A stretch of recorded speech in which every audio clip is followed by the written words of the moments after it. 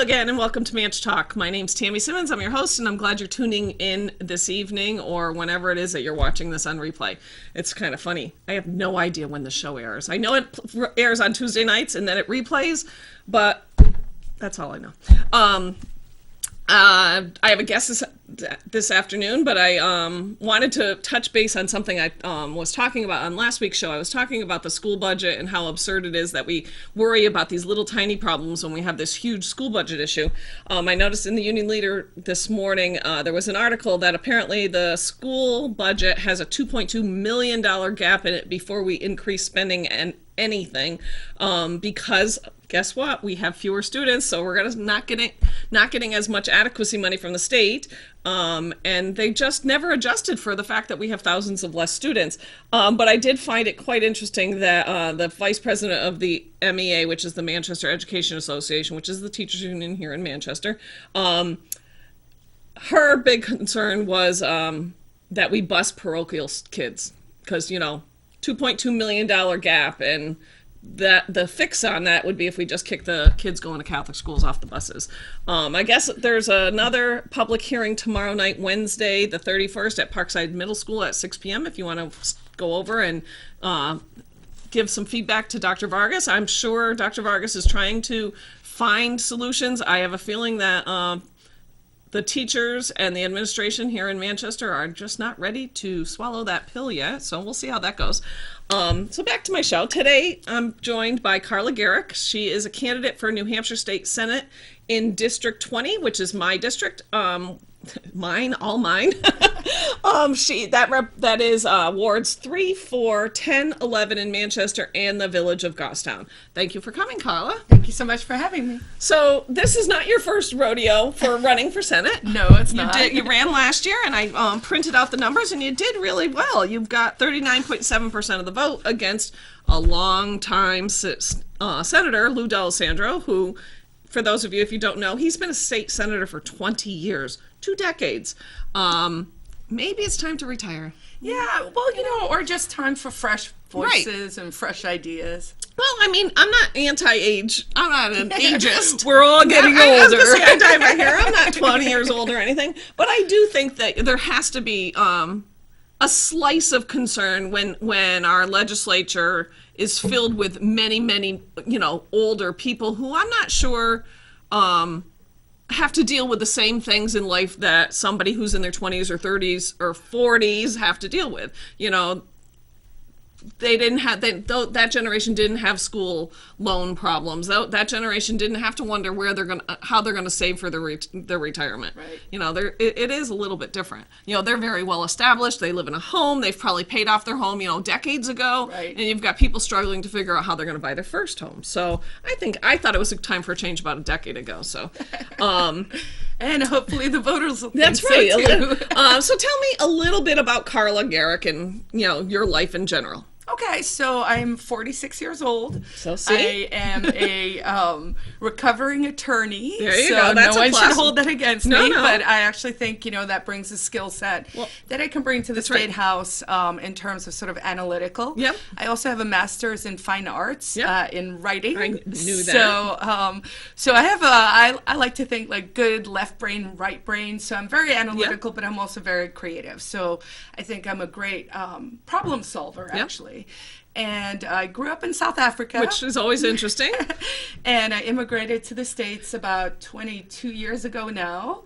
I won a green card. I was going to say, I read that recently, and I think Facebook told me that recently. But I thought that was an interesting thing that you actually got here because of a lottery. I mean, right. When everybody's talking about immigration and why people just don't come here legally, it's really not always that easy. No, I mean, the process itself, I think, even for legal immigrants, I mean, it's really, really hard. South Africa was a country that traditionally had low immigration rates to America, so that was why they were part of the program. Your chances of winning are very, very slim. In some ways, I still can't believe I did. Yeah. And I got home from law school one day, and there was this giant envelope on. You won Publishers Clearinghouse. It was like, you won the free. And so, it's such a huge opportunity to be able to come to, the land of the free and the home of the brave. Yep. Of course, over the last 20 years, I think that land of the free is getting a little less free. Yep, and right. So that's definitely one of the driving reasons for me to be running. One of the things, I've known you for quite a long time. We now are, well, we're not neighbors, but we're in the same neighborhood. And I know one of the times that people might have recognized your name was back, I don't even know what year it was, 2014 maybe, when there was an incident in Ware that you had been arrested, and it led to a Supreme Court case, and it actually had a big impact on people's First Amendment rights and the right to be able to record police when they're doing their job. Yeah, so it happened back in 2010. So long time flies, right? In Ware, and I was just recording a traffic stop. Friends had been pulled over, and the officer he was behind me, so I pulled over because I thought I was getting pulled over, but then I was told to leave. And I was actually going to drop off my skis at Pat's Peak, and I had no idea where I was. Yep. It was dark. It was, late at night. Back roads, Route 114. And so I was like, well, I can't leave. But the guy was very aggressive. So I decided to just film things because I think we have this technology now, right, that makes it so that we can create a record of something. And over time, it's shown actually that when we have a independent recording of any police encounter, really, and most of it is mundane and it's just routine stuff, but once in a while you might not know what's going to happen, and so it's a great way to keep all the parties involved safe. So I didn't know all of this at the time. I was just kind of like, something seems weird. I happened to have a video camera. This was before cell phone cameras. My husband had just given it to me. It was right after my birthday. And I was like, I'm going to try. And actually, I couldn't figure out how to work the camera. So there was actually no footage of that night. But the court found, and it went on appeal. The state, actually, the town of Weir kept appealing. So, that runs up a lot of costs for taxpayers. I think they didn't really do right by the people of Weir. But it went all the way to the First Circuit of Appeals Court in Boston. So not quite Supreme Court, but second, right? So we've got the 9th Circuit courts, and it was just under it. And I prevailed there, and they said, you know what? It didn't matter that the camera didn't work. It mattered that you wanted to do this. You couldn't. You had told them your audio and video recording. And even though there's no footage, we think that you had the right to do that, which, of course, makes absolute sense. Well, it's in the public realm, and you're a public, these are public employees. It really is, why is that any different than somebody going to the State House and recording the legislature from the gallery? It's the same thing. When you take that public hat and being a police officer or a fireman or the mayor or any of these things, you're choosing a public position. Right. And so public officials in public should be able to be recorded. And I know it's not something that's comfortable. I'm running for office and I'm like, I'm not sure how much I'm going to like that. But you know what? If you're transparent and accountable and honest in your dealings, then it's really not a big deal, right? Right.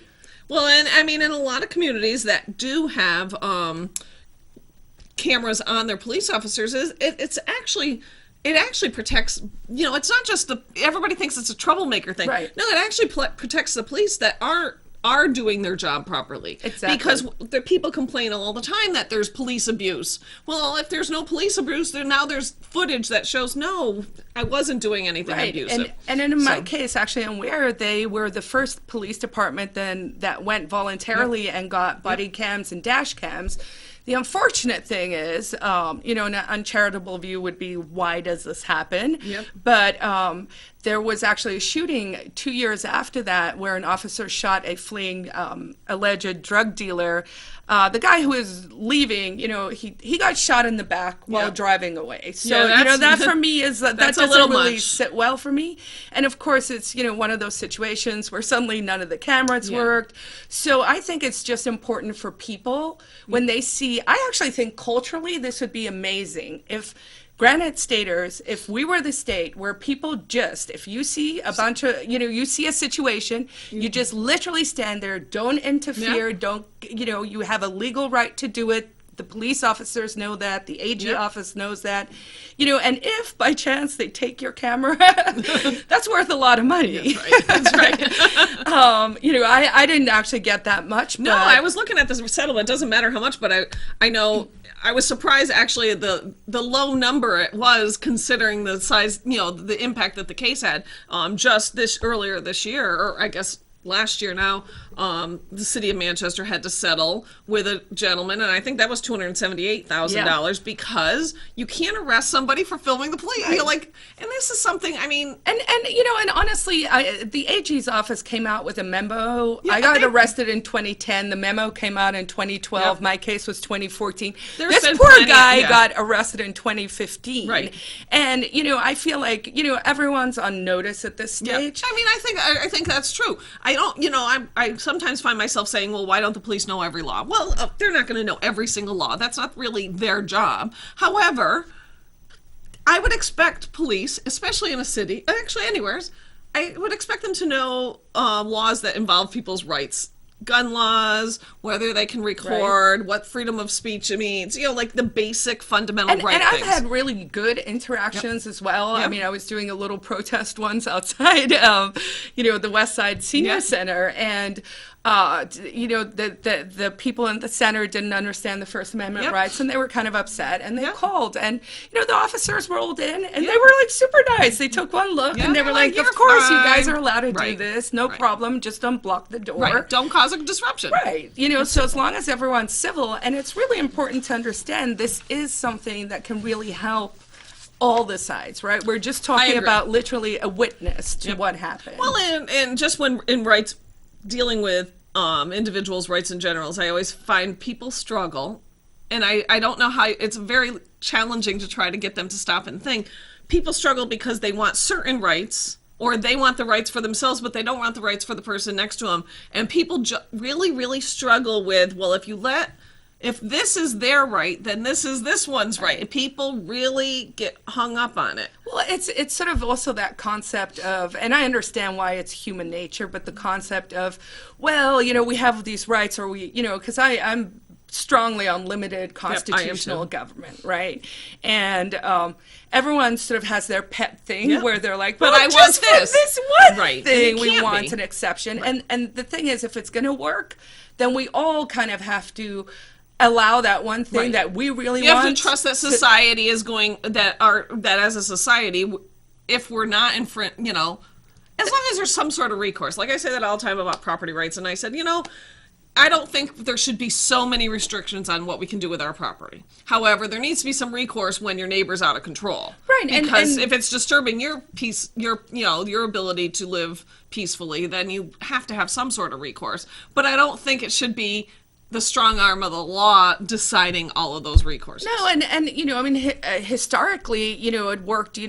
We have nuisance laws. Yep. So Right. if someone's making a racket, or they start their construction at 7, and we all sort of agree 8 o'clock is Right. a better time, Right. then there was recourse. I think in some ways, and this comes back to that idea of limited government, is we can't write a law to solve every single problem. In fact, we should be reducing the number and really going back to core principles. And maybe if people didn't have a litany of things that they were required by law to do, that they might stop and think of what they're supposed to be doing right or wrong on their own. Right. I think just like anything, if you don't have to think about it because somebody else has made the decision for you.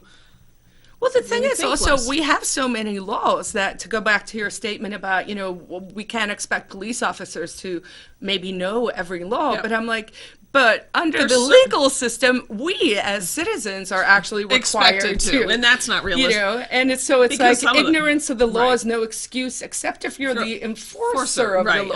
I agree. I'm with you. I think the problem is that the government has just gotten way too big with way too many tentacles, and people aren't responsible to make, I always say, I want to be left to make all of my own bad decisions. Yeah. If I want to make bad decisions, let me. And people would care less about other people's bad decisions if they weren't having to subsidize that. So, but and then also, as we reduce laws, we really should be I think, increasing sort of community connection. I and agree. It social can't just stuff be, and it's know not your just a slash and burn neighbors thing. and- It's, I say that all the time. I say I run for office too, and the best thing I like about running for office is how much I get to interact with people that I don't normally get to interact with. Right. Because I want to be part of a community, and my community is my little neighborhood. Yeah. You know? And actually a perfect example, because I know you know him too. I was going to say, I was hoping you'd bring this up. Frank from the West Side Trail, and I know he doesn't really like the accolades and everything. He should, though. So I know, but Frank, he's just Frank. That's okay. So he's this wonderful guy who has remarkably, more so than I would say most other people, improved my life, because he cleans He cleans the trail. path, the trail for miles. Sometimes it takes him all day. I like to hike with my dog. Winters are hard. Now, is he the same person who plows the little path, or is that somebody else? No, sometimes I guess the city, I think twice a year, maybe comes in with one of those sidewalk ones. But no, I actually told him last time I saw him, I was like, you need to write a manual, because he knows how the sun falls in winter on that path in order to, it might move a little bit this way, shift this so way, it can melt. And honestly, everyone I know, and we're sort of the same people who are all down there, we all just love Frank. So I want to give him a shout out. Right, he's taking it upon him. There's another guy in the city, and I don't know his name. He's like Captain Happy or something. And he rides around on a bicycle and he picks up trash. And I don't know if he has a job or if this is just what he does, or I don't know his story, but he's always happy and he's always picking up trash. And it makes me crazy when I see litter. Like, I don't get it. Yeah. I just don't get it. And cigarette butts make me want to cringe, because it is litter, and wouldn't be okay with me throwing my coffee cup. We're actually going to start doing some West Side litter pickups. I got one of those sticks because, Frank sort of inspired me to be like, just clean up a little bit. I'm walking the dog right now anyway. I may as well. And always pick up your poop. Yes. There was a Facebook post the other day, somebody publicly shaming somebody who didn't pick up their dog poop. And you know what?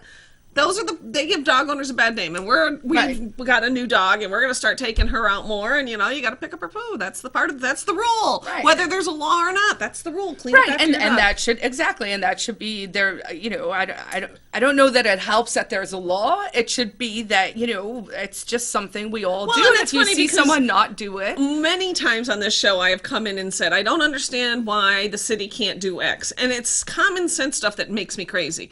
I understand more than some people how complicated things are. Like, people say, why do we have to have trash pickup in Manchester? Well, because we're a city of 110,000 people. We're not Bedford. We're not Ware.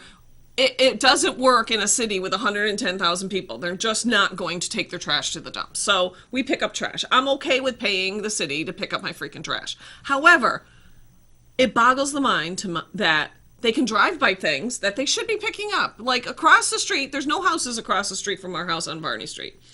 And I don't know where it came from. And I'm going to be the one who's going to have to fix it. But now I'm on a thing. Like, how long will it sit there? Because I get to move. There's an office chair, the kind with the wheels. That I don't know if somebody threw it there, why they would throw it there, or if it fell off somebody's truck. But it's on the sidewalk on the other side of the street, and it's been there for at least a month. And then it snows, and then and it's been moved. It moves. I don't know if it moves from the snow plow.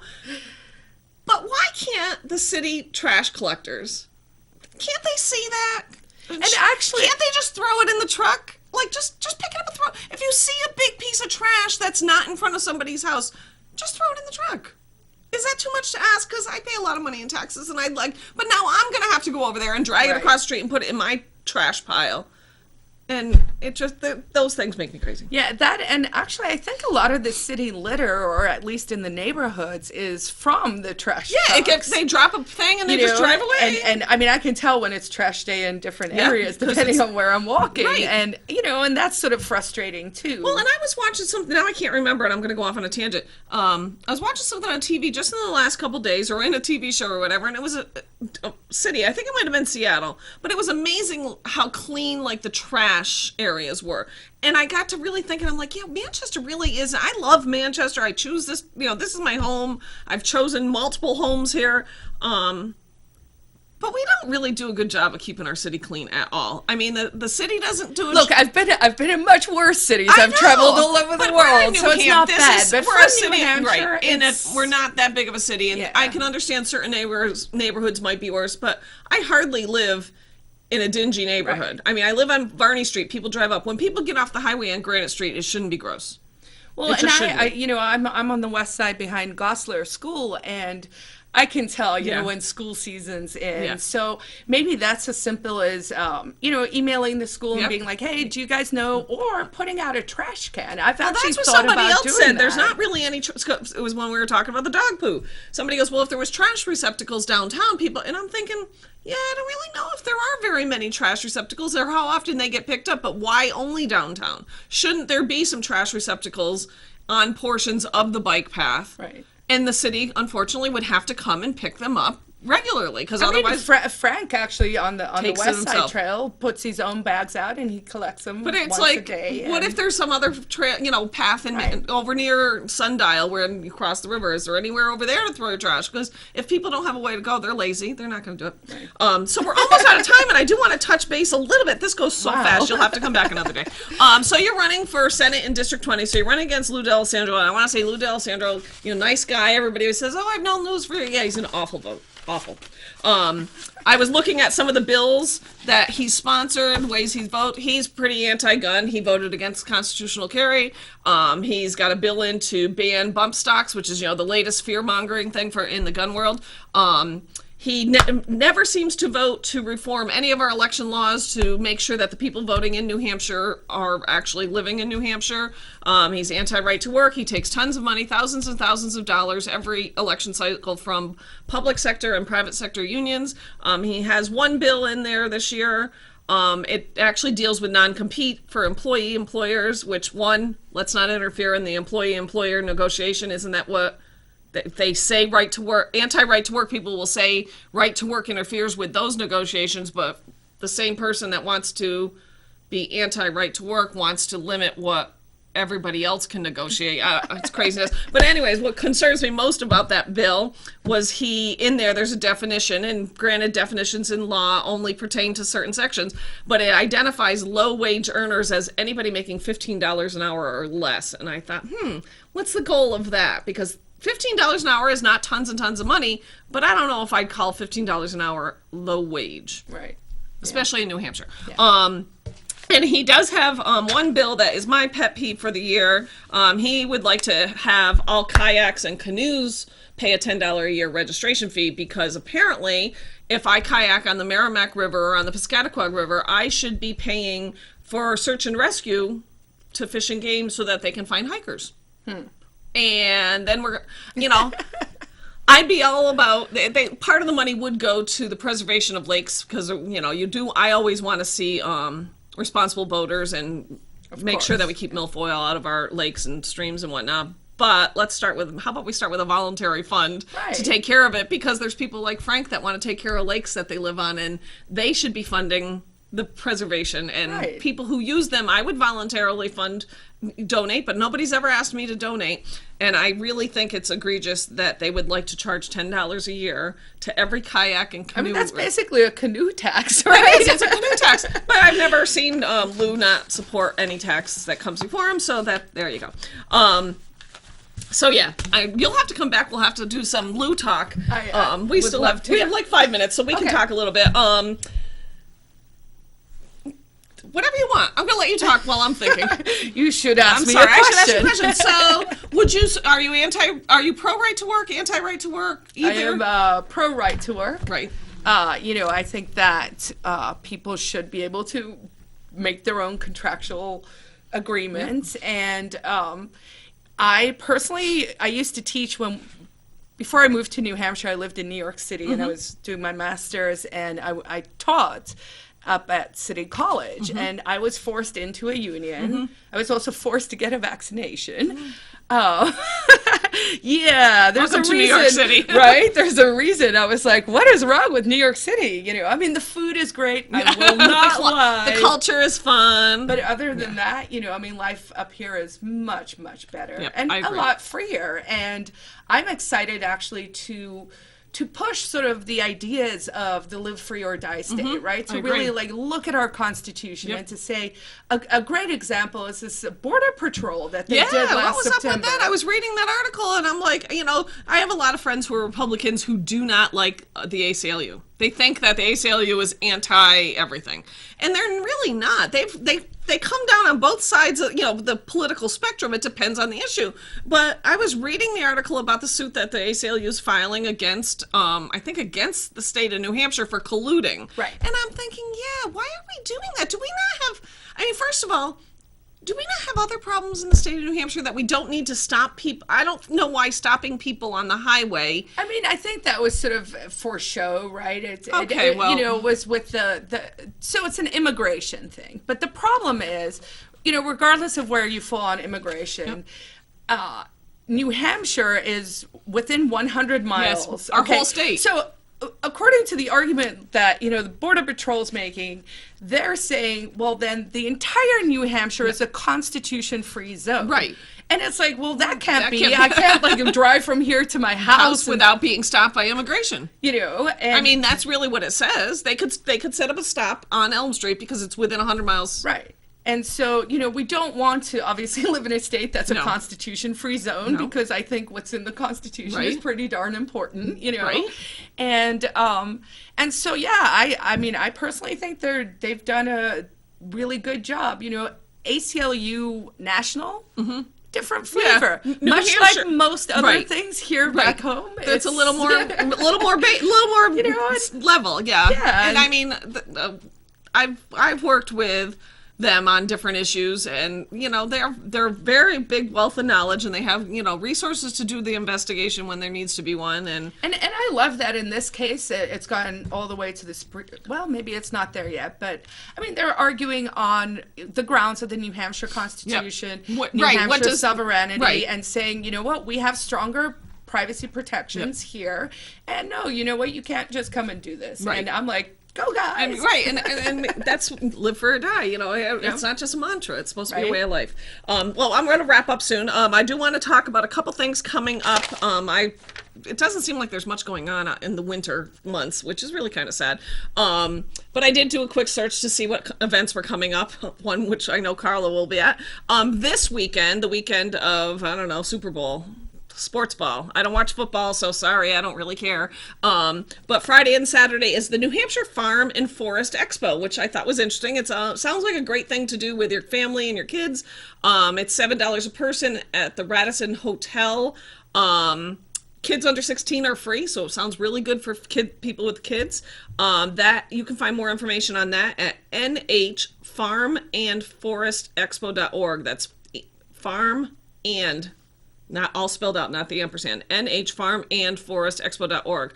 And then next weekend, not Super Bowl weekend, but the weekend after, is the weekend of New Hampshire Liberty Forum. For those of you who are pro-liberty and want to go listen to some great speakers, this has been New Hampshire's largest liberty event, at least a decade now. It's been a while.